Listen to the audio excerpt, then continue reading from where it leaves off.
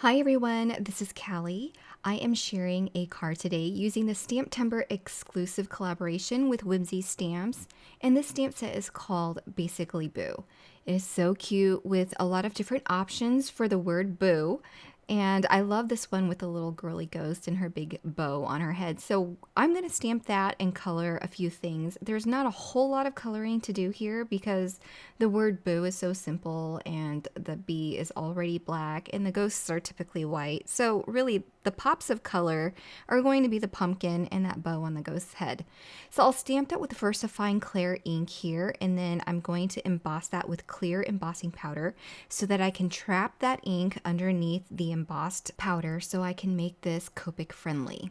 VersaFine Clear ink is my favorite go-to ink for all intended purposes, even for Copic coloring. And I know it takes an extra step to emboss the image, but I find that it still has better results and is more crisp than any hybrid ink that I use. And even with hybrid inks, I find that streaking often occurs with alcohol markers anyway, or Copics.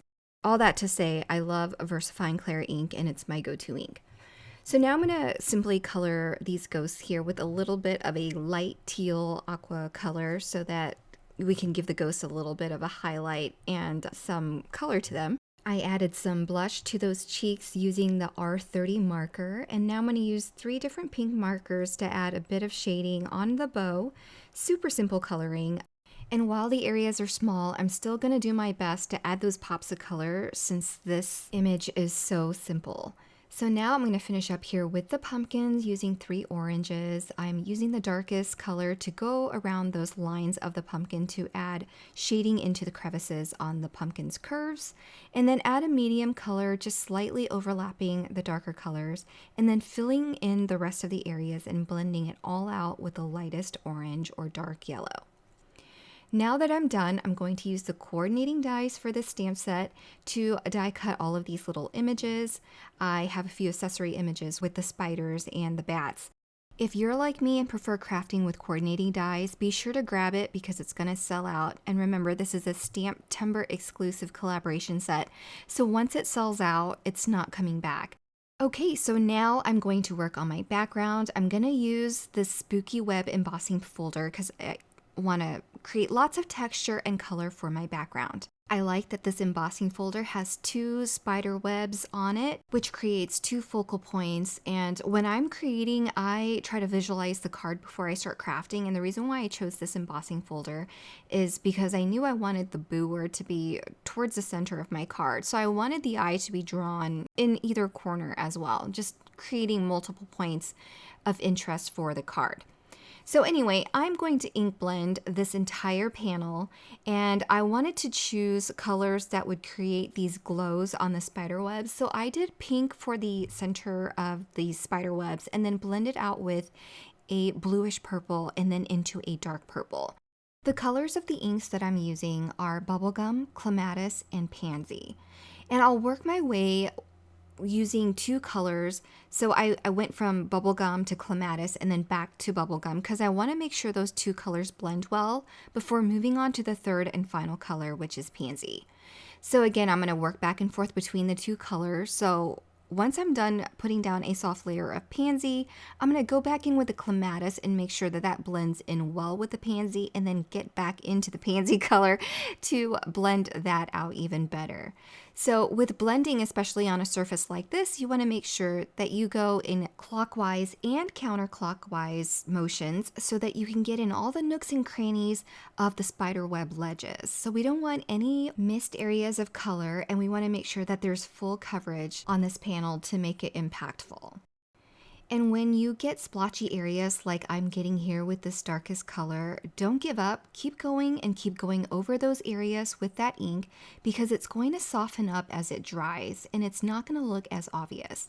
And as I'm adding additional color, going back with this clematis here, that blending between the 2 colors is going to soften any splotchy areas that you might have.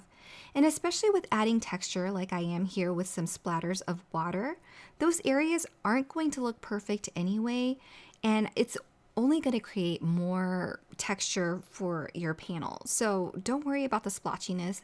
Either keep blending and adding until you're happy, or add splatters like I am here with water and white splatter medium. Now, I could have waited for this to air dry, but I am working along for this video and a little bit impatient, so I dried it with a heat tool. Now, I wanted those spider webs to stand out a little bit better, so I am just barely tapping the surface of this white ink pad on those raised areas of the spider webs so that it can pop up a little bit better. Now for the fun part, I'm going to use my stamped and colored images here to add some 3D foam squares on the back so that I can create my little boo scene and make it a little bit more dimensional. Like I said, I wanted to add that boo at the center of my card, but as you can see, those glowing highlights from those two spider webs really draws the eye to the entire card in different areas of this small 4¼ by 5½ inch panel. Now I did trim 1/8 of an inch off every side so I can get clean lines, and so you're going to see a tiny 1/8 inch mat all the way around the card. I'm going to adhere this directly to a card base using some liquid adhesive here, just adding a very small amount, trying to keep it as even as possible so that it doesn't look splotchy on the back of the card and show through. But with all the texture, you can't tell anyway. And here is my finished card. It's got a lot of color. Even though the images itself didn't have a lot of pops of color, I've created lots of color with the background. I hope you've enjoyed the making of this project using the STAMPtember 2025 exclusive collaboration with Whimsy stamps using this Basically Boo stamp set. Thanks so much for watching and have a great day, everyone. Bye.